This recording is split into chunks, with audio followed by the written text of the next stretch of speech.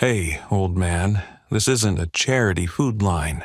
People like you should know where they belong," a white officer said loudly, his voice dripping with sarcasm, causing the group around him to burst into laughter as if they'd hit a jackpot. Marcus Reed stood still, no response, no turning of the head. His posture was straight, his eyes fixed on the Silver Ridge building, which was surrounded by yellow tape and cold gun barrels, as if the words couldn't pierce through the invisible armor he wore.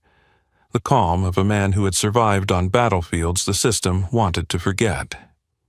At 48, Marcus wasn't old, but the scars of decades of silence, observation, and being pushed to the edges of society showed on his shoulders, around his eyes, and in the calloused hand hidden in his pocket. In his faded jacket and cap slung low over his brow, he looked nothing like someone allowed to be at the scene. And that's why they laughed. Laughed as if his existence was a joke. Laughed as if the color of his skin meant he didn't belong here, in the wrong place, the wrong class, the wrong right to be present. Marcus wasn't unfamiliar with this. For years, he had learned to see through the laughter and spot the fear hidden behind layers of self-righteousness. A younger officer, tall, broad-shouldered, and in brand-new bulletproof gear, stepped forward with the irritated demeanor of someone assigned to clean up the mess during a shift. On his chest, his name was boldly printed, Lieutenant Brian Carter. Carter's voice was cold, dry. "Restricted area. You're not allowed here." His hand rested on the gun's handle, not because Marcus looked dangerous, but because his own insecurities needed to be masked by a posture ready to fire. Marcus turned around, his voice low and calm enough to almost invite silence. "I live on the second floor, apartment 204. He nodded slightly towards the building, pointing without trembling, without hesitation.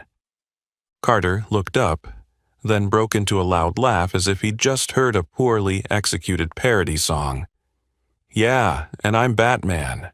He turned to his teammates, chin raised. "Someone tell Alfred I left the Batmobile behind." The whole group erupted into laughter. It was a laughter that stomped on the truth, a truth they weren't yet mature enough to recognize. No one asked his name. No one checked his residency records. No one looked closely into his eyes, the eyes of someone who had once determined artillery coordinates from the shadow of a cloud, analyzed wind direction just by watching a torn flag's movement, led a team of survivors through a minefield only by sensing the change in humidity in the grass beneath their feet. But here, in the heart of the city, in their eyes, he was just an old black man in worn-out clothes. And Carter, with the smug face of someone who believed his title was proof of his capability, wasn't the first, and certainly wouldn't be the last, to underestimate someone like Marcus. None of them knew that. It was Marcus who had spotted Simon Brooks, the suspect holding 3 hostages, loitering around the building 3 weeks ago. That he had smelled the chemicals 2 weeks ago, that he had informed the manager, that no one had done anything, and now they were about to walk into a trap he had seen long ago. But Marcus didn't shout. He didn't resist. He didn't plead. He simply took a step back, his eyes still locked on the building, as if he were reading an old plan written in blood and steel. He knew it was coming, and when it did, no one's gaze would ever pass over him like a shadow again. Marcus stood still as an officer approached, his face tense from the pressure of the scene, but his eyes filled with the same inherent suspicion. He was about 30 years old, white, with the name Lieutenant Brian Carter printed on his chest plate. "This is a restricted area. You're not allowed here," Carter said, his hand resting on his gun as a defensive habit, even though the man before him was standing still, not threatening anyone. Marcus turned slowly, his voice deep and calm, almost inviting silence. "I live on the second floor, apartment 204. He gave a slight nod toward the building, his finger pointing without trembling or hesitation. Carter looked up and then burst into laughter. "Yeah, and I'm Batman." He turned to his teammates. "Someone tell Alfred I left the Batmobile behind." Another round of laughter echoed. No one asked his name. No one checked his residency records. No one looked closely at his eyes that once read satellite maps in the dark, estimated wind speed before an assault, determined a retreat route through a gap in a wall barely 20 centimeters wide. They only saw a black man in worn-out clothes, and because of that, assumed he was not worth trusting. And Carter wasn't just an arrogant officer.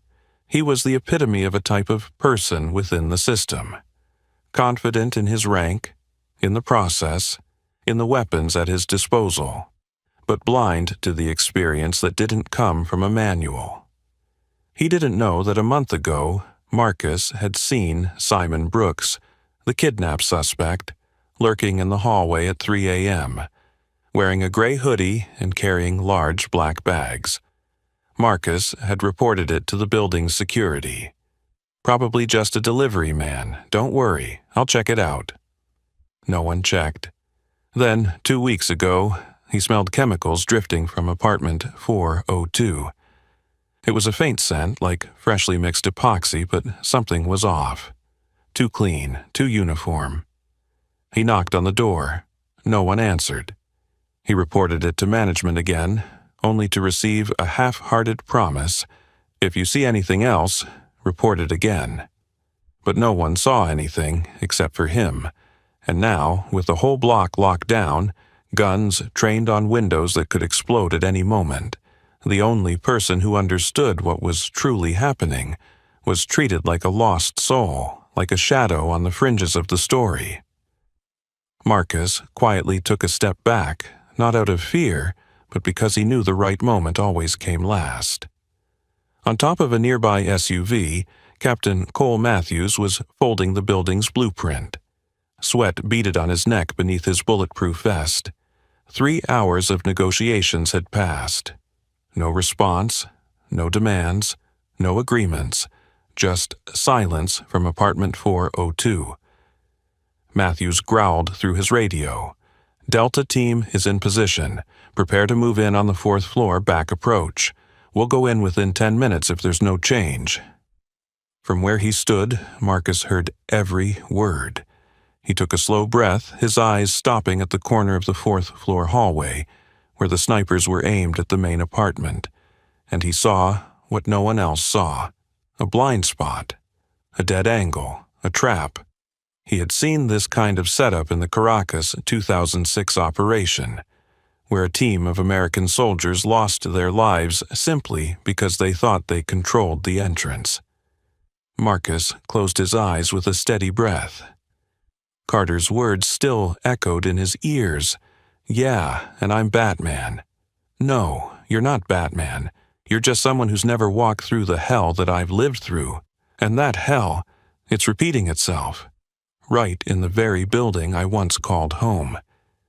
If they rush in like this, they'll all die," Marcus Reed whispered to himself.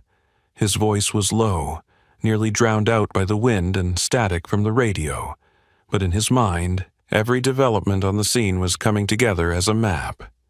Not a paper map, but a living map, beating with the rhythm of a warrior who had survived the line between life and death. The Silver Ridge building had 4 floors, with an old U-shaped corridor design. The main staircase was in the middle, with 2 back hallways behind. Apartment 402, the one where the kidnapper was holding 3 hostages, was at the end of the right hallway. It was a dead spot. Stand behind that door and rig an explosive, and the entire SWAT team would have no escape route. Captain Cole Matthews, the operations commander, stood next to the command vehicle with a tense gaze. His left hand held the radio, and his right hand clutched a cold, forgotten cup of coffee. On the hood of the truck, the building's blueprint was spread out, marked with several red circles. Entry points, sniper positions, priority breach angles. No response from the suspect in 3 hours. No food acceptance. No negotiations. Situation classified, highest threat level. The coordinator's voice came through the earpiece. Delta Team, get into position. Prepare to approach from the rooftop. Repeat, rooftop approach in 5 minutes if no new signals, Matthews ordered. Lieutenant Brian Carter stood beside him, still not taking his eyes off Marcus, the man he had just mocked. Still, Carter maintained his tough demeanor, as if waiting for the chance to prove that everything Marcus said was worthless. It's ridiculous to let him stand so close to the scene like that, Carter muttered. What if he's an accomplice? Matthews didn't answer right away. Though he shared a slight concern, it wasn't enough to take precedence in the tight situation they were facing. The entire team's fate hung on one correct or incorrect decision. Meanwhile, Marcus continued observing. He wasn't just watching the sniper positions. He was studying how they adjusted their rifles. Too narrow an angle, the way the sunlight reflected off the scopes. Easy to expose their positions. He noted the distance between the two support teams. Too far to provide backup if the situation shifted. These mistakes weren't from lack of skill.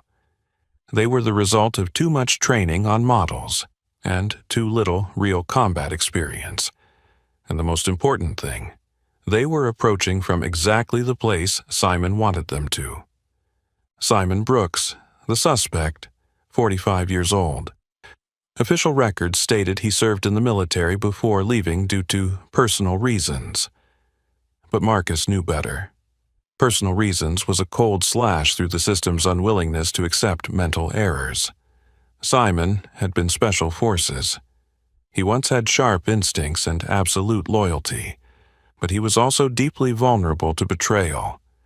And he had been betrayed by his superiors, by his organization, and by the very person who trained him, Marcus Reed. Few knew of their connection. But Marcus had recognized Simon the first time he saw his back through the elevator door. Some things don't need light to be seen clearly. Some grudges don't need to be shouted to be heard. And Simon didn't choose apartment 402 by chance. He chose it because it had once been used as a training base for urban exercises during the Invisible City operation more than 2 decades ago. And Marcus had been the commander of that operation. The apartment had secret passages that only the original team knew about, a ventilation shaft connecting from 404, a technical passage running along the back hallway, and especially a section of hollow ceiling above the main door, perfect for rigging a drop charge. Marcus closed his eyes, exhaling slowly. A thin smile curled at his lips, not because he was happy, but because he knew he still had time. If the SWAT team rushed in from the roof, just as Matthews ordered, they would be led into a killing zone. Simon was waiting for them, and not just with guns. Marcus had smelled that chemical, the kind used to make liquid explosives, enough to turn an apartment into a compressed gas bomb. And if he was right, this wasn't just a kidnapping. It was a message. Simon wanted to be heard, or the whole building would blow up along with the past the system had tried to forget. Marcus opened his eyes, glanced toward Captain Matthews, then quickly eyed Carter, who was bracing himself as if waiting to catch him in a mistake. "If they rush in like this," he repeated, but this time his voice was lower, as if making a grim pronouncement. "They'll all die." And now the building was surrounded. Standing behind the police barricade, Marcus Reed squinted up at the window of apartment 402. Just weeks ago, it was those very eyes that had caught the shadow of a man in a gray hoodie quietly appearing at 2 a.m., gliding through the 4th-floor hallway like a venomous breeze. No footsteps, no glance at anyone. But for someone who had lived by survival skills and the ability to smell danger, Marcus knew this wasn't an ordinary resident. He came back the next night, and the next. Around 2:10 to 3 a.m., he'd show up carrying large black bags, the kind people use to carry military gear or medium-sized electronic equipment. Once, Marcus intentionally opened the door at the right moment. The man froze, said nothing, but didn't avoid him either. He just stared at Marcus, his gaze as deep and silent as a cut, a look Marcus had once seen during nights in Beirut.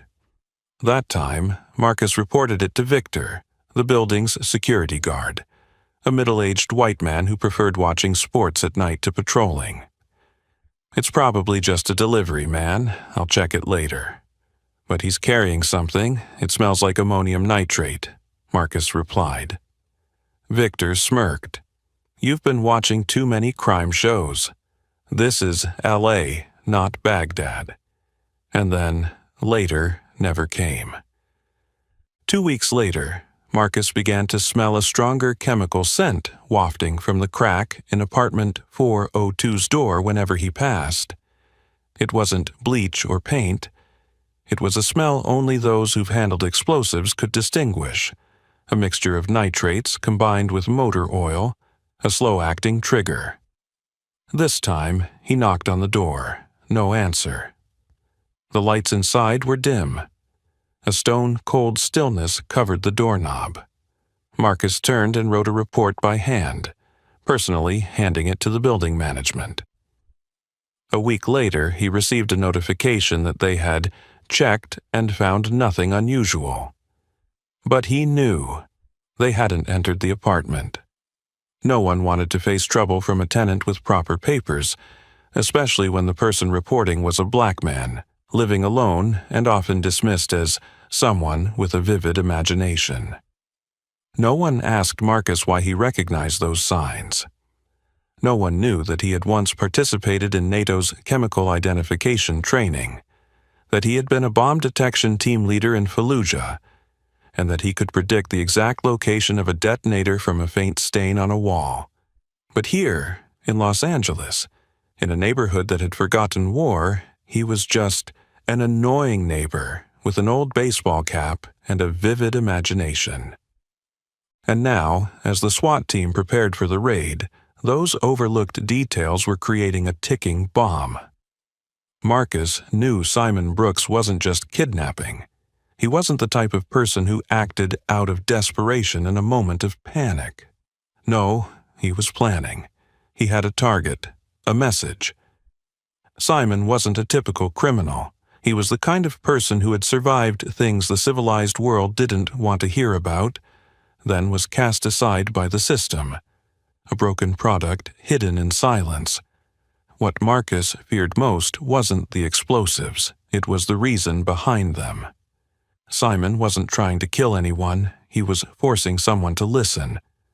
But if no one would listen, he would make the entire city listen with an explosion. Marcus turned his head and glanced at the radio strapped to the shoulder of the operation commander. There wasn't much time left. Apartment 402 wasn't just the location of a kidnapping. It was the remnant of an old battlefield, resurrected in the heart of the new city. And only one person understood that battlefield from the inside was being ignored as if he had never existed. He had set the trap. The words that fell from Marcus Reed's mouth were not a warning. They were a death sentence for arrogance. As soon as he spoke, 2 officers shoved him down onto the asphalt. One of them, his shirt stretched tight from the rush, screamed, "Are you crazy? Trying to commit suicide?" One hand gripped his wrist painfully, but Marcus didn't resist. Not because he was weaker, but because he was waiting for a bigger reaction from those in power. And he was right. Captain Cole Matthews, the on-site commander, immediately rushed forward when he saw the scuffle. His face was flushed with tension and discomfort, his holstered handgun visible beneath his body armor. Upon seeing Marcus pinned to the ground, he snapped, Who allowed him to cross the line? Get him out of here now." Marcus turned his head, his breath still steady, his eyes no longer those of a civilian. They were the eyes of a man who had once ordered 12 people into fire, and no one turned back. His voice, not loud but cold enough to make both officers holding him pause. "If you breach from the rooftop, the whole team will die. He's rigged a pressure mine right above the entry point. I saw an infrared targeting device at the east-facing window." The air around them seemed to freeze for a beat. Matthews frowned. No one on the technical team knew about that entry route, and even fewer knew that the east-facing window was the backup position if the primary plan failed. How could a civilian know? "Who are you?" Matthews asked, his tone now showing a hint of doubt. Marcus didn't answer right away. He stood up, brushed off his jacket, and looked around. All eyes were on him now, from the SWAT officers in the holding area, to a few reporters sneaking shots from 100 meters away, to the evacuated residents staring through the gaps in the barricades. For a moment, the world seemed to stop. "I'm the one who saw him come here 3 weeks ago," Marcus began slowly. "I smelled ammonium nitrate. I saw the equipment he brought into the apartment. And I warned the building security. And now we're dealing with the aftermath of warnings no one bothered to listen to." Lieutenant Brian Carter, standing behind Matthews, sneered, "Ah, here comes the 'I told you so' after the fact. Hey, this is the police, not a crime reenactment show." Marcus turned and looked at Carter, a look that made the young officer feel as though he was being examined under a microscope. He didn't respond right away, merely tilted his head as if he had just analyzed the person standing before him. "You're the kind of person who only trusts weapons, not people, but in real combat, the first one to fall is usually the loudest." Matthews suppressed a deep sigh. The situation was too tense for any more bickering. But what he didn't say aloud was that Marcus had just pinpointed the third location in the breach plan, the one only 3 people on the team knew. And more importantly, he said it with a voice that couldn't possibly be fabricated. At that moment, a crackling sound came through the radio. "Bravo, team reports. Faint infrared signal detected at the east window on the 4th floor, possibly a motion sensor." Matthews lifted his head, his face shifting noticeably. The entire command area went silent. Carter whispered, "No way." But Marcus had known this before any sensors were found. He looked into Matthews' eyes and said something no one expected. "I'm not here to sabotage your operation. I'm here to save the lives of those your system is slowly forgetting." Matthews stared at him for a long time, a silence that lasted more than 10 seconds, which, in security work, was an eternity. Then he stepped back. "Keep him here, for now. Don't touch him." Then, turning to Carter, "I'll check the records for apartment 204. Marcus lowered his head. Once again, he stood on the sidelines, but this time his shadow was starting to imprint itself on the minds of those holding the guns, and the game had only just begun. Only those at the highest ranks in the military know that name. The air around the scene felt suffocating, as though it had been constricted by an invisible grip. The 4 words Delta Force Commander were not a casual self-title. They were the mark of a top-secret rank, a door that would never open for those who hadn't lived, killed, and died in the kind of front lines that even Congress wouldn't dare include in records. Captain Cole Matthews furrowed his brow, taking half a step back. His voice lowered, but there was a sense of urgency in his words, as if searching for a crack in what seemed like an illogical statement. Delta Force was disbanded over 10 years ago. Tempest? What the hell is that? Marcus Reed's expression didn't change. He took out an old military ID card from his jacket pocket. so worn that the edges were peeling, and the serial number was almost faded, but the embossed seal was still clear, a symbol understood only by those in the most classified circles. Operation Tempest, Syria, 2004. The gray area between the Idlib and Latakia borders. An unofficial raid on a uranium storage facility. The operation order was issued by the coalition, but it wasn't recorded in any government documents. Matthews stared at the card, then turned to Lieutenant Carter. Check the Tempest code through the internal channel. Carter grumbled and quickly pulled out his phone. Though his face still carried doubt, a crack began to form inside him. The line between an old man with delusions and the person I just humiliated is a living legend. Less than 30 seconds later, the phone screen lit up, but Carter said nothing, only silently held the screen towards Matthews. The information appeared. Operation Tempest. Classification, above top secret. Status, sealed, eyes only. Delta. Access. Commander, M. Reed, location, unlisted. Matthews blinked twice as he read. When he looked back, his expression had changed. No longer contemptuous, no longer doubtful. Just a stunned silence mixed with awkwardness, the kind that only those who've once held command could fully understand. He had just faced the wrong person. Mr. Reed, I apologize for what happened, Matthews said, his voice much softer now. But Marcus didn't respond. He simply looked around at the young SWAT officers who were whispering, some with heads down, others frozen as if they had just seen a ghost in a dusty coat. One whispered, "Delta? I thought Delta was wiped out." Another, "Tempest, that name. Isn't that the operation where the entire Israeli team went out of contact?" Meanwhile, Carter remained frozen in place. He seemed to be trapped between two realities. One, the man he had just insulted and pinned to the ground, had once led a unit capable of shutting down an entire city in 3 hours. Two, he, a lieutenant, had suddenly become the joke of the moment. It can't be just because of a self-claim of being a special ops commander, he stammered, but even he didn't believe his own words anymore. Marcus turned toward him, his eyes sharp and controlled. "So, who do you think taught Simon Brooks to use pressure sensors? Who taught him to place mines through wall cracks without triggering heat sensors?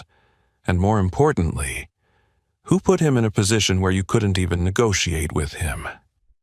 Carter fell silent. Sweat trickled down his neck, his hand instinctively gripping the radio. But he had no more words. No excuse that could negate what was unfolding before him, even as his pride screamed for denial. Matthews turned back to Marcus. "If you know how to handle this situation, I'm ready to hand over tactical command to you." Marcus remained calm as ever, but there was a flicker in his eyes, the old fire beginning to awaken. Not to take command, but to prevent a catastrophe they hadn't yet realized. He exhaled. "I don't need command. I need 20 minutes. And I need someone who knows how to listen." Matthews nodded. "Lieutenant Cruz will assist you. She's a negotiation specialist." As soon as that name was spoken, a voice came from behind the command line. "I'm listening, Commander." Rachel Cruz, the young Latina lieutenant, stepped forward. There was no fear in her eyes, only respect, the kind a true disciple holds for a mentor they once thought was a legend. Marcus looked at her, and for the first time during that tense afternoon, he nodded slightly. The game had truly begun. Marcus Reed was no ordinary man.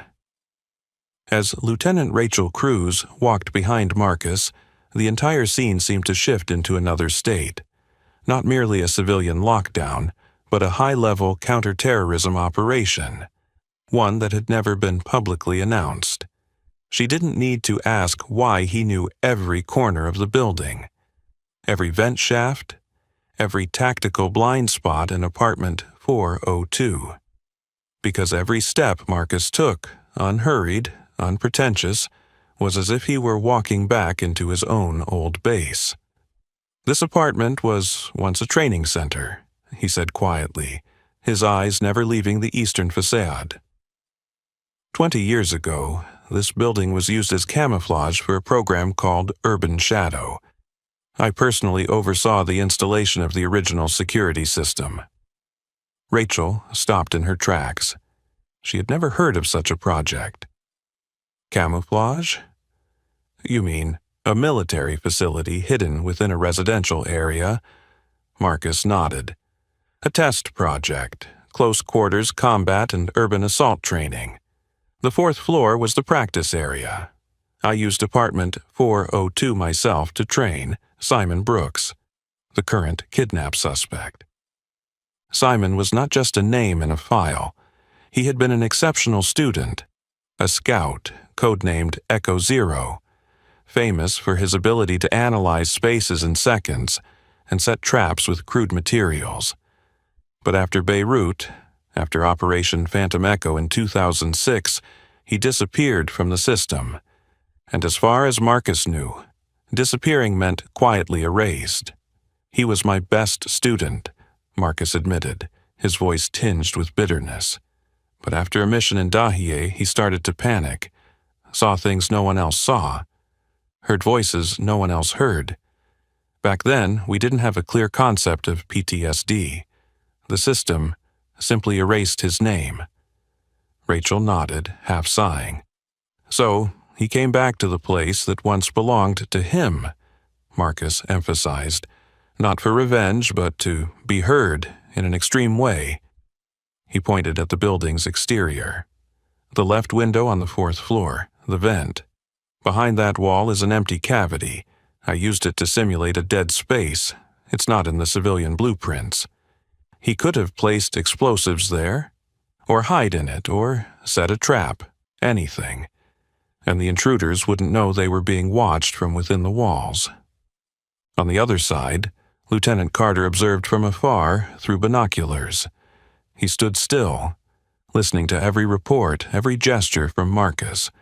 With every second that passed, his face grew more tense, more overwhelmed by the feeling that he had made a huge mistake. But his officer ego, accustomed to power, found it hard to accept being sidelined. He turned to Matthews, whispering, "I don't believe everything he's saying. The memories of old men can't be trusted when it comes to tactical maps." "This isn't memory, this is training," Matthews replied flatly. "And he's not old, he's a former Delta commander." Carter squinted, then blurted out, "Maybe he was someone important. But that was 20 years ago. Intelligence today doesn't work like it did in Iraq or Kosovo. Infiltration techniques, sensor systems, response models, all that has changed." Matthews looked at him coldly. "The only thing that hasn't changed, humans. And arrogance." "What do you mean?" "I'm talking about you, Carter." Back with Marcus and Rachel, they had stopped in front of a wall next to apartment 404, just next to 402. Marcus tapped lightly 3 times, then fell silent. The echo inside wasn't as solid as brick, nor as hollow as plywood. It had the compression of an air chamber. "He still follows the old methods I taught him. Don't let the trap show. Everything has to be hidden within the structure of the building. And that's why the SWAT team will die if they go in without knowing this." Rachel looked at him, finally voicing what she had kept to herself. "Commander, you know what he's doing, but you also know what he wants." Marcus turned away, not answering, but his gaze, serious like the first night he entered Sauter's forest, spoke volumes. "I know, because I was the one who led him down this path, and now, only I can lead him back." There it was. They had missed it. In the suffocating silence of the makeshift command center, Lieutenant Rachel Cruz's eyes never left the still image from the security camera. In the far left corner of the frame, just at the edge of the window on the 4th floor of apartment 402, a tiny dim glow, a strange copper-colored circle, only slightly larger than a thumb, appeared. No one had noticed. But Marcus Reed had. "Motion sensor," he repeated calmly. A common type from the 2010s, often assembled manually from civilian components. But if you know how to upgrade it, it can link to a detonator via RF waves within a 10-meter radius. This type won't respond to heat but will detonate if there's quick movement from any direction. Cruz turned to the technical team. "Please check the RF signal around the 4th floor." The technician nodded awkwardly and quickly began working. Within seconds, 3 RF signals appeared on the screen, originating from 3 different locations inside the apartment. Not just one. Simon Brooks had planted at least 3 sensor-triggered explosives. Cruz stood motionless, turning to Marcus. "How did you know he was using that type?" "Because I taught him," Marcus replied, eyes still fixed on the screen. From a distance, Lieutenant Brian Carter entered the command center with a clearly uncomfortable expression. He had heard everything over the radio. He couldn't believe that the man he had once called an old, delusional black man was now the one in charge, listened to by the entire SWAT team. And he couldn't accept that. So, we're supposed to trust an old black guy who claims to have commanded a special forces unit? Ridiculous, he snapped, loud enough for everyone to hear. Everyone froze for a moment. The air thickened, not because of the offense, but because the tone revealed the deepest core of contempt. It wasn't just about the rank, it was about the color of the skin, the prejudice, the belief that someone like Marcus Reed, in Carter's eyes, could never rise above. Cruz immediately stepped forward, positioning herself between Carter and Marcus, her voice firm like steel cutting through iron. "Lieutenant, if you make any more discriminatory comments, I will recommend you be temporarily relieved of command here." Carter froze, his eyes darting around. He saw the looks, the SWAT team, the technicians, even Matthews, all no longer standing with him. "I just raised a concern," he stammered. "What if he's lying?" Marcus remained still. No need to look at Carter, no need for a rebuttal. He simply pulled an old tablet from his jacket pocket, one that didn't connect to the internet, used solely for analyzing static images. He pulled up the video from the infrared camera at 3 a.m. 3 nights ago. Apartment 402. A shadow, a small dot flickering on the window's edge. He used 2 fingers to zoom in on the image, enlarged, stopped at the exact frame needed. Then he turned to Cruz, never once looking at Carter, and simply said, "Here." On the screen, the motion sensor attached to the window frame became clear, just the type he had described. You could even see the thin wire leading back, connecting directly to the shadow of a wall. Rachel Cruz stared at the image. Her eyes, having witnessed hundreds of crisis situations, finally reflected true admiration. "We've been on site for 3 hours, and no one saw this," she whispered almost to herself. Marcus didn't respond. He didn't need to. Carter tried to dismiss it. "Maybe. It's old equipment. A false alarm doesn't necessarily mean explosives." Marcus slowly turned his head, looking at Carter for the first time that afternoon. When you've had to pull the body of a teammate torn apart by a device just like this, you won't say foolish things like that. Silence fell over the entire command center. Captain Matthews walked in just in time, hearing the last sentence. He stood in the middle, his voice sharp. "Carter, leave the tactical station. Stand down and don't participate in any decisions until further notice." Carter stood frozen, his face pale, but he couldn't argue. He stepped back, each step feeling as though the weight of Marcus's words was heavier than any command could be. As for Marcus, he stood there, hands resting on the table, eyes unwavering, voice still calm. I don't need anyone to believe me. I just need enough time to stop one more person from dying. And in that moment, no one dared to underestimate him again. Commander, they said you were dead. The voice of Simon Brooks echoed from inside apartment 402, hoarse and fragmented, as though it had been buried for too long, rising only in fear and doubt. The 3 hostages inside were silent. No one spoke, no one cried, no screams. Nothing like the usual sounds heard during a hostage crisis. There was only an eerie silence, one that didn't come from despair, but from the waiting for something that hadn't yet happened. Inside the command center, the handheld radio emitted an unexpected transmission. The suspect wants to speak, but he only wants to speak to one person. Who? The name repeated 3 times, Marcus Reed. Matthews immediately turned to face Marcus, his gaze now completely free of doubt. He knows your name, and according to him, you're the only one he trusts not to set him up. Marcus didn't show surprise. Instead, he closed his eyes for a second, as if hearing an old song echo somewhere in his memory. When he opened his eyes, he nodded, "Connect to the speaker."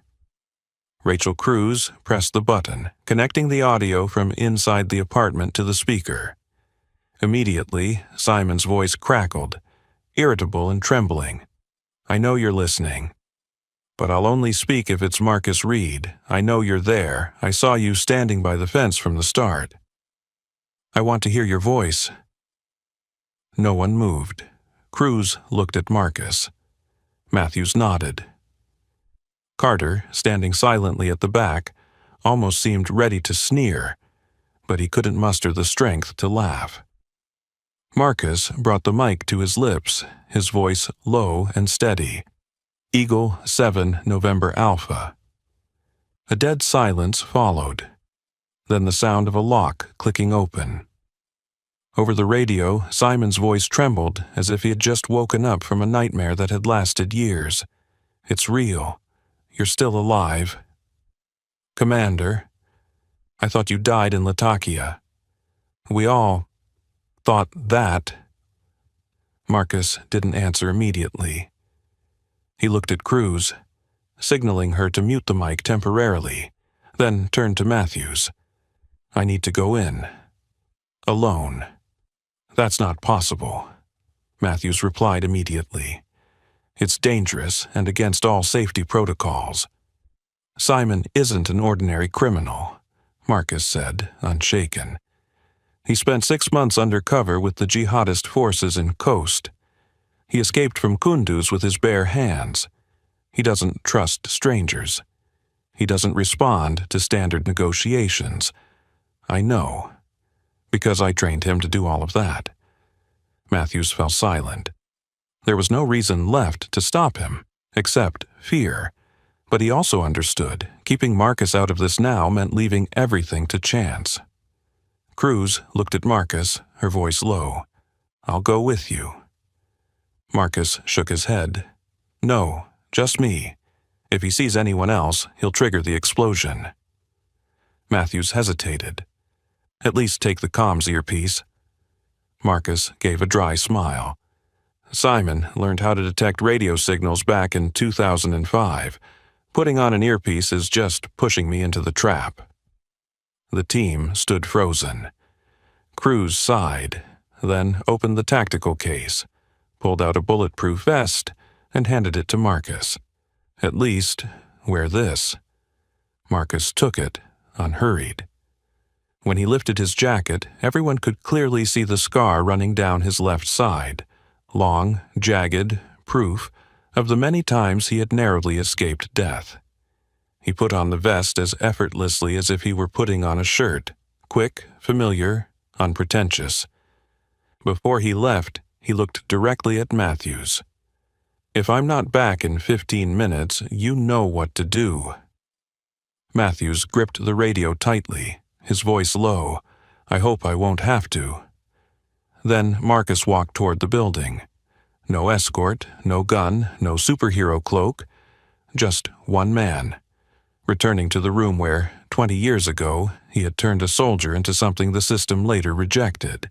And now, he was the only one being called by name in the madness of a man who had turned the entire building into his cry. He set the trap. The words from Marcus Reed weren't a warning.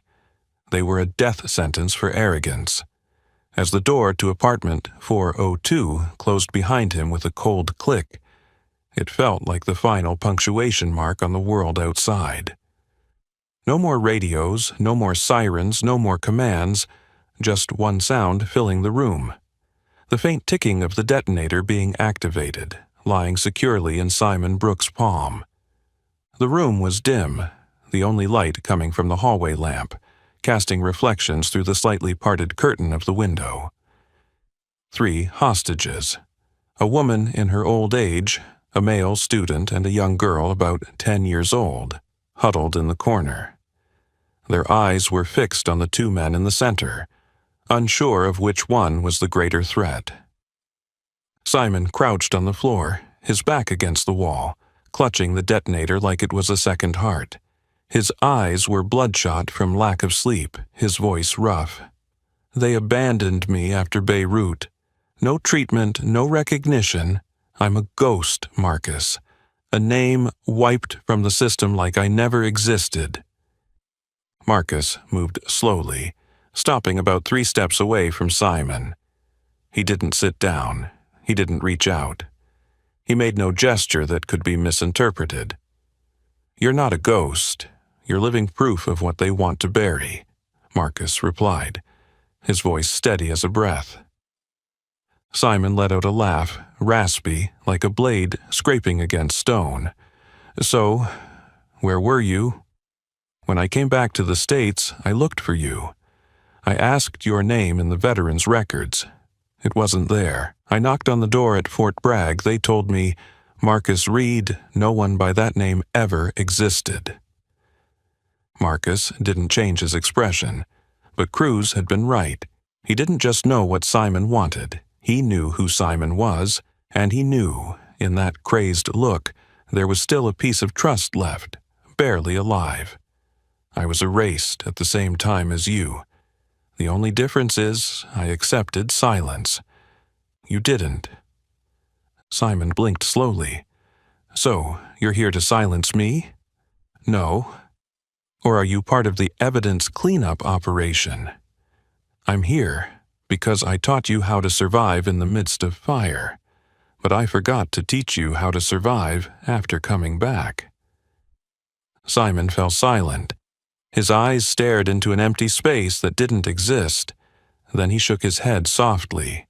"I thought you died in that battle. They said the base was shelled, everyone went missing. I survived. But maybe only the body, the soul didn't." Both of them were silent. The tension in the room dropped, not disappeared, but became a cold silence, where 2 old soldiers stood at opposite ends of the battlefield, yet both gazing at a crack from the past. Marcus glanced over. The hostages were not bound. A strange detail, but very much Simon. He wasn't the type to hurt others. He just needed someone to listen to him. And if no one listened, he'd make the whole world listen through smoke and fire. Marcus took another step, slow as pulling a shard of glass from a bleeding wound. "Simon, if you want them to listen, let them see that you're still human. Don't let them call you a terrorist. Don't give them an excuse to bury you again." Simon raised his head. "I have nothing left to lose." Marcus paused. Then he spoke. "You still have one thing." "What?" "The choice of how to end your story." Outside, the radio from the command center crackled with chaotic sounds. Matthews was discussing with Cruz. Carter stood beside, furious. We're betting the entire building on a man who once trained a terrorist. We're betting the only chance to save 3 people who you're too insensitive to see were never harmed by Simon," Cruz responded firmly. Inside, Simon lowered his head, gripping the device tightly. His knuckles were white. Marcus knew. This was a moment of life and death. No one, not even those in command, could do anything. Only him. And the memory, and the things that had never been said. Marcus stepped forward, kneeling to Simon's level. "Do you remember the first lesson I taught you? In every suicide mission." Simon blinked, whispering, "Always leave a way out." "That's right," Marcus nodded, his eyes never leaving Simon's hand. "The trap set for the world cannot be the trap that imprisons oneself." A tear, whether from anger, pain, or regret, fell into Simon's palm. Slowly, he let the detonator drop to the floor. Marcus acted in just 3 seconds, disarming, taking the detonator, subduing him without firing a shot. Outside the Silver Ridge building, tension escalated with each beat of the command team's pulse. From the makeshift tactical area under the shadow of an armored vehicle, Lieutenant Brian Carter, his face flushed with wounded pride, suddenly grabbed the radio. "Enough! There's no more time to waste on Cold War sob stories. Our people are at risk because of a madman and a retired commander without a license." Captain Matthews turned, his brow furrowing. "Lieutenant Carter, this is not the time to—" But Carter pressed the transmit button. "SWAT Alpha, this is Carter. Confirm negotiations have failed. Begin immediate rooftop entry. Use priority assault tactics. Repeat. Cancel the order," Cruz shouted, cutting through the radio transmission. 7 minutes left. The people inside are still safe. But the SWAT team, trained under a linear command structure, began to move. The rifle barrels shifted direction. Hands hovered over triggers. Inside the apartment, Marcus Reed felt something shift. The air. The heavy thud of footsteps growing nearer from above. And most importantly, the look in Simon Brooks' eyes, which suddenly snapped toward the window. Just a split second. A reflexive jolt of instinct. Marcus seized that moment like a tiger leaping from the jungle. "Simon," he whispered, his voice low enough to barely cut through the air. "You've forgotten what you were taught." Simon turned sharply, his old instincts not yet dulled. "What?" Marcus growled each word. "Always check the blind spot." At that moment, his left hand swept diagonally, locking around Simon's wrist, holding the detonator, twisting it back using the Viper lock technique once taught in Delta Force. Click. The sound of the detonator dropping to the floor rang out like a hammer, striking the spine of the entire room. Simon screamed, but not from pain. It was too late. He didn't understand how Marcus, the man he thought was old, his reflexes faded, could act so quickly, so precisely, so coldly, like the dark operatives from years ago. In 3 seconds, Marcus took Simon to the floor, kneeled against his shoulder blade, one hand locking his wrist, the other yanking the RF transmission device from Simon's belt. "How many?" Marcus demanded sharply. Simon gasped. Three auxiliary activation units, one at the window, one in the bathroom, one in the ventilation duct. Marcus scanned the room, quickly taking in the positions. Then he pulled a small square gray-silver device from his inner jacket pocket, the old-school personal signal jammer, the Omega Disruptor, a tool only tactical commanders were equipped with. One press. The red light flickered on. All RF devices within a 10-meter radius were instantly disabled. Just then, the radio in Matthew's ear crackled with urgent transmissions. Sensor signal lost. All external devices disabled in the target apartment. Cease the assault. Stand down. But it was too late. Lieutenant Carter, defying the cancellation order, had already commanded the team to enter through the rooftop. As 3 SWAT members opened the skylight, they heard the shout, "Cancel! Cancel the whole thing! Someone's inside!" Footsteps stopped. At the same time, a voice echoed through the entire command system. "Black Lamb, abort immediately. Explosives." The phrase wasn't accompanied by a tactical frequency. It didn't come from anyone on the SWAT team. But it froze everyone in their tracks. Black Lamb was the national emergency code, used only by Delta Force commanders in situations involving chemical explosions or high-level weaponry, level 7 and above. Only 23 people in the country had the authority to issue it. And now, Marcus Reed, a regular old black guy they had once mocked, had just used it. Matthews looked at Carter. "Do you know what that means?" Carter fell silent, not a word. Matthews brought the radio to his mouth. "Confirm, Black Lamb. Cease all attacks. Hold position." Apartment 402, at that moment, was still quiet. Simon Brooks lay on the floor, securely restrained, his face drenched in sweat. The hostages whispered prayers, while Marcus, without saying a word, gently touched the earpiece he had never activated from the start. He only used his voice, and his voice was strong enough to make the whole system freeze. Outside, the sun began to set behind the buildings, but inside, a living legend had just resolved a crisis that the entire modern armed team had to watch from the sidelines. Marcus's orders were followed without question. No gunfire, no sirens, just 5 words. "Black Lamb, abort immediately, explosives." And the entire SWAT team, nearly 20 strong, immediately froze, as if pulled midair by an invisible string. No one questioned.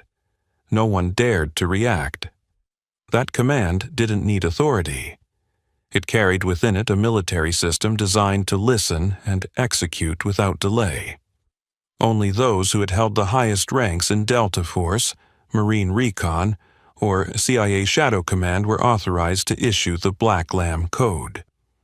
And Marcus Reed, the old lost black guy they had mocked just an hour ago, had now made the entire elite team stop breathing with just his voice. Lieutenant Brian Carter, standing in the command center, pale-faced. He looked around, as if hoping someone would confirm this was all a trick. But no, every technical officer was checking the code, their gazes shifting from confusion to utter awe. He can't have that authority, right? Carter stammered, almost losing his voice. But Captain Cole Matthews didn't respond to him. Instead, he raised his hand to the earpiece, issuing a command to the military data center. "Confirm the Black Lamb code just issued. Code identifier MR019, Delta Alpha class." Just seconds later, a female officer's voice came through the system. "Code confirmation valid, issued by Marcus Reed. Command, Delta Force/Command Tactical, full clearance." Matthews lowered his hand. The entire command center was enveloped in silence. No one doubted anymore. Marcus Reed was the one the system had once tried to forget, and now he was the only one with the authority to decide the fate of the entire area. Inside apartment 402, Marcus was securing the final hand of the sensor device into safe mode. Simon Brooks, still lying face down on the floor, no longer resisted. In his eyes, there was no longer anger, only a silent shame. "I don't want to kill anyone," he said softly. "I just want them to admit they abandoned me." Marcus didn't look at him. He was checking each wire, each activation battery. "And if you kill them, they'll call you a terrorist. Your record will be sealed forever, and I won't be able to help you anymore." Simon closed his eyes, tears welling up, the first time in years. I just couldn't take it anymore. Marcus exhaled slowly. He kneeled, placed the jamming device into the tactical bag, and gently said, "You're not wrong for feeling pain. You're wrong for letting it lead you in the wrong direction." Outside, the door swung open. The 3 hostages, still panicked, were escorted out of the apartment by Marcus. He took the first step, holding the deactivation device high. Behind him was Simon Brooks, now unarmed, no longer angry, only empty, like someone who had just cast off the burden he'd carried for 2 decades. Each of their steps echoed through the long, silent corridor. Then they appeared before the whole team, a scene so surreal that no one could speak. A black man, who had once been dragged to the ground as a troublemaker, was now leading a group of people who had just been saved. And behind him was the very man who had once been considered a national threat. No applause, no cheers, only silence, absolute, respectful silence. Matthews walked toward them, along with Cruz and a few medical officers. He took the detonator device and the notebook from Marcus's hands. His eyes were still wide with astonishment. Marcus glanced at the 3 hostages being placed on stretchers. None of them were hurt. One of the girls suddenly looked up at him. "Who are you?" Marcus bent down, gently placing a hand on her shoulder. "I'm just the one who knew the way out when everyone thought there was no way." Carter stood frozen in the distance, not approaching. He wanted to turn away, but couldn't tear his eyes from the scene.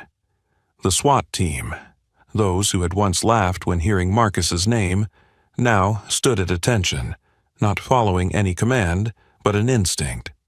Respect. They didn't call him Mr. Reed, not Sir, not Commander. They only whispered one word: Black Lamb. A code name, a reminder that sometimes the one the system rejects is the only one capable of saving it from its own mistakes. Marcus didn't need to yell to be heard. He only needed to say 5 words, and the entire world had to go silent. The next morning, as the sun broke through the busy streets of Los Angeles, the image of the black man in a faded khaki coat leading 3 hostages out of the scene, with no shots fired, flooded the digital news outlets and social media. No hashtags, no media campaign. The story spread on its own like an underground wave tearing apart the mask of so-called professional training. Everyone saw the first video when Marcus was pinned to the ground, mocked, and treated with contempt by Officer Carter like a lost homeless man. They also saw the second video, when the SWAT officers equipped with advanced weaponry and bulletproof vests stood at attention like trainees before a man without a nameplate, without a rank. Yet every word he spoke made the entire tactical system stop in its tracks. And then came the third video. Marcus slowly walking through the crowd, his hand resting on a young girl hostage's shoulder, with Simon Brooks in handcuffs behind him, head bowed like a shadow being dragged back to the ground. At the city police department, Lieutenant Brian Carter was called into the disciplinary office that same morning. In front of him was a color photo from the press. Him holding Marcus down, with 3 other officers laughing in the background. The head of Human Resources placed the investigation report on the desk. Preliminary findings: abuse of power, lack of field assessment, discriminatory remarks, and endangerment of civilian lives. Immediate suspension effective. Retain salary but strip of command authority and decision-making at all levels. Carter didn't argue. He didn't protest. He only lowered his head, the first time realizing that the power he had clung to had never really belonged to him. Elsewhere, Marcus Reed sat on the wooden bench outside a small community center in the East Side, where he had lived quietly for nearly a decade. He held a steaming cup of coffee. No reporters, no cameras, no one asking for autographs. He didn't need any of that. On the small table beside him was an old phone. Not a smartphone, no large screen. But that morning it buzzed continuously.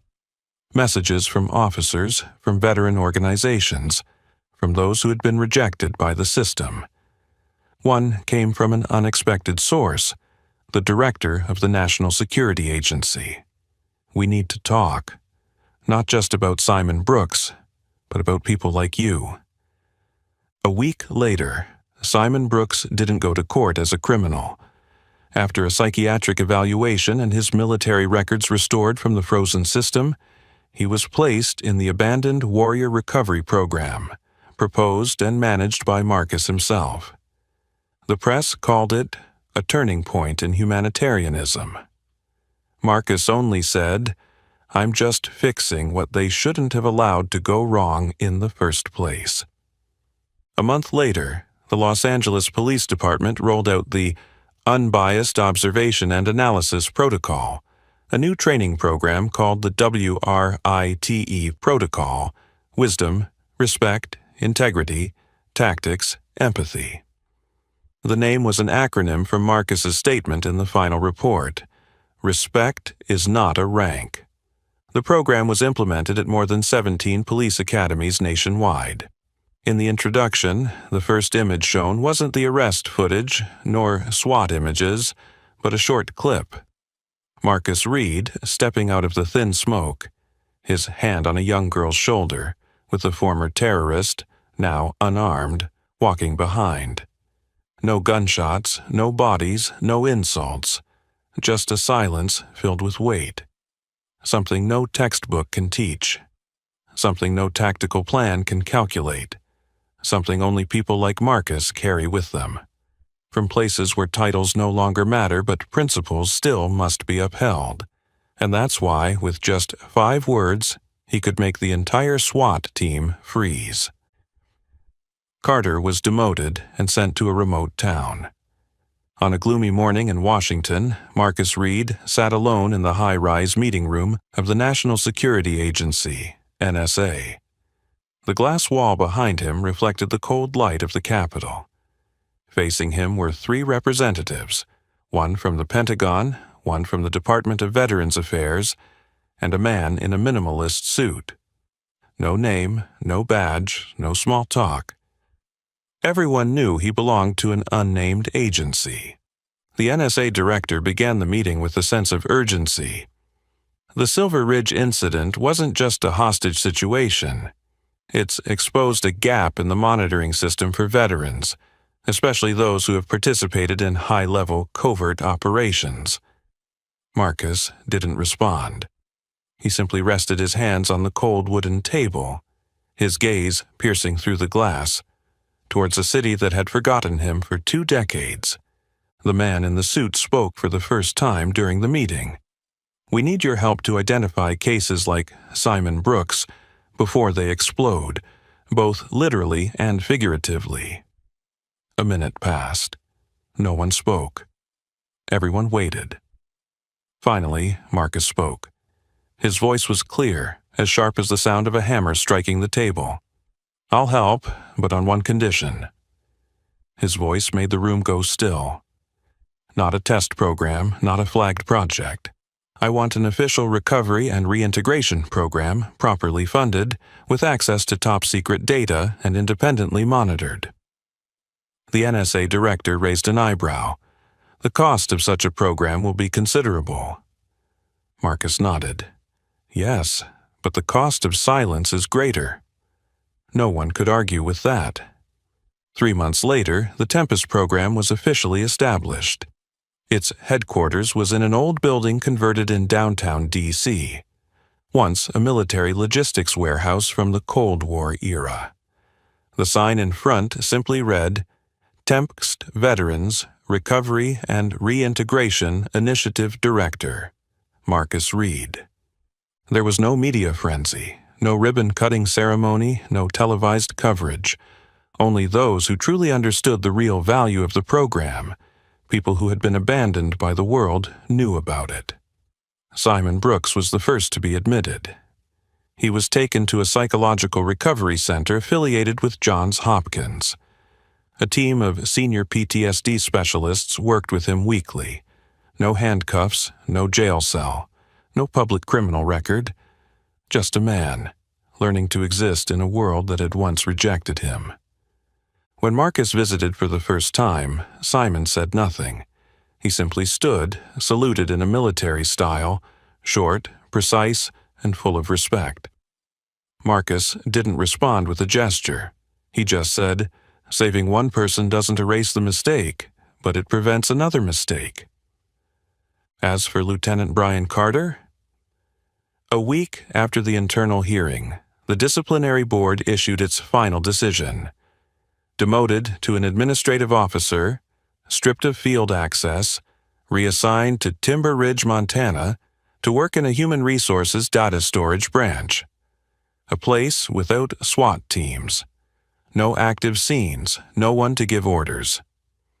In the disciplinary letter there was a short line. Failure to assess situations with special elements and conduct biased actions during duty. Many called it a light sentence. But for Carter, the man who had once dreamed of being the SWAT team leader for the whole state, it was a life sentence.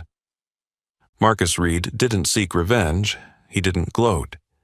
He simply returned to his office at Tempest each morning, where walls were adorned with maps of buried operations, and where files once stamped classified at destroy after reading were being restored, page by page, line by line.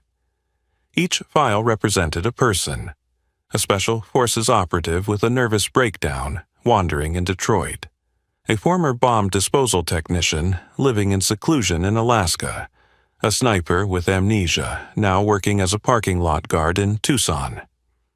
Marcus made notes by hand. Carefully, relentlessly.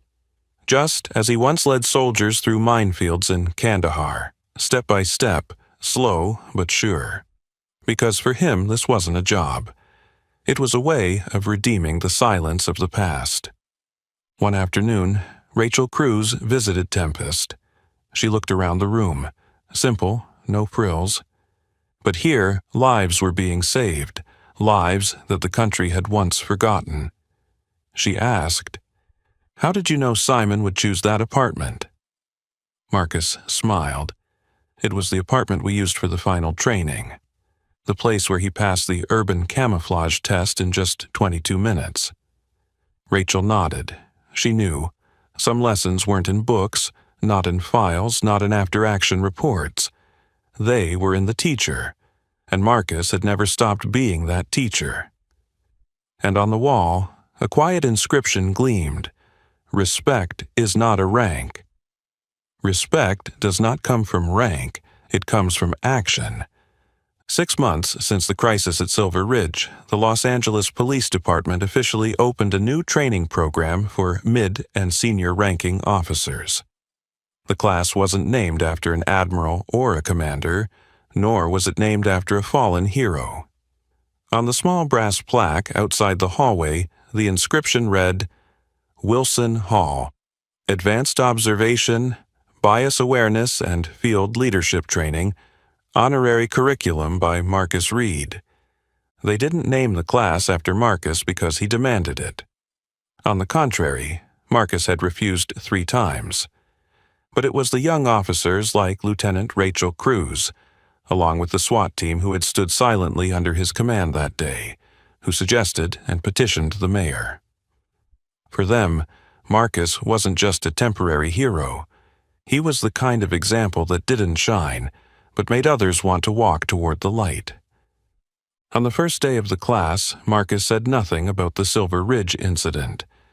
He didn't mention Black Lamb, didn't talk about Delta Force, and didn't revisit the images that had shaken the media. He simply stood before the class, with a laser pointer and a blank whiteboard.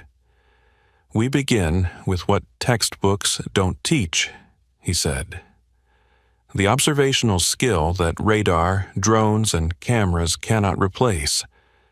The intuition of a person who knows how to listen with their eyes." The class fell silent. Marcus continued. "If you walk into a room that smells of bleach, what do you think?" One person responded, cleaning. Or is it hiding blood? Marcus replied. The answer isn't as important as whether you ask the question. Lesson 1. Question your own biases. At the end of the class that day, as people began to leave, a man quietly entered the room and sat in the last chair at the back, where the light didn't shine clearly on his face. Marcus didn't need to turn around. He knew who had arrived. Lieutenant Brian Carter, no longer wearing a uniform, no longer armed, no longer with that smug look from before.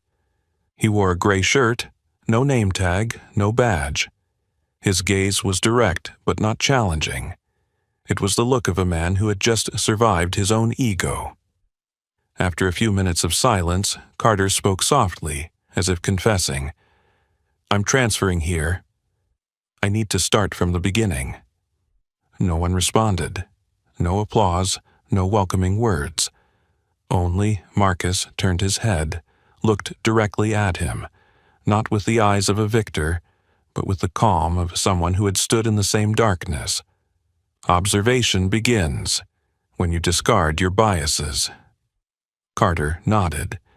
He didn't ask for forgiveness, but that day he stayed until the last lesson.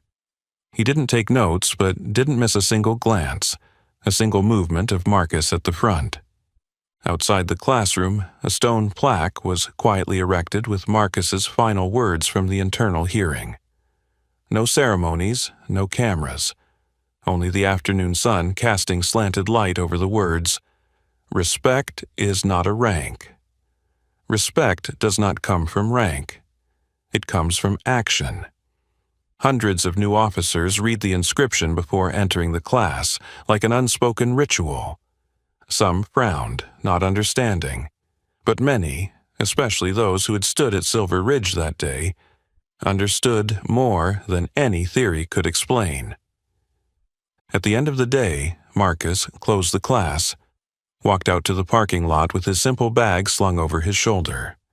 On the name tag attached to his backpack, only 3 faded old letters were visible.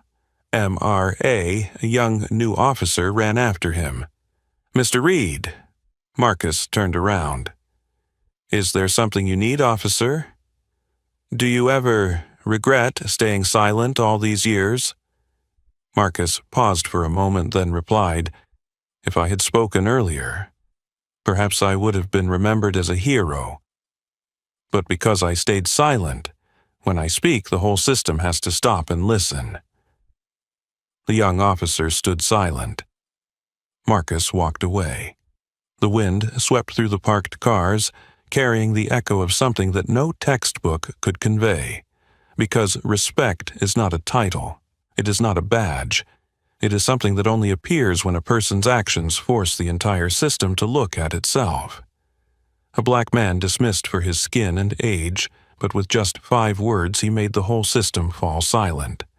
No need to raise his voice. No need for medals. Just with calmness, intelligence, and character, Marcus Reed proved that respect doesn't come from rank. It comes from action. What about you? If you were in the position of the SWAT team that day, would you have had the courage to listen to a man who had been cast aside by the whole system? Leave your thoughts in the comments below. And don't forget to like, share this video with the people who need to hear it, and subscribe to the channel so you don't miss the next stories about justice, courage, and the truths forgotten. Thank you for watching.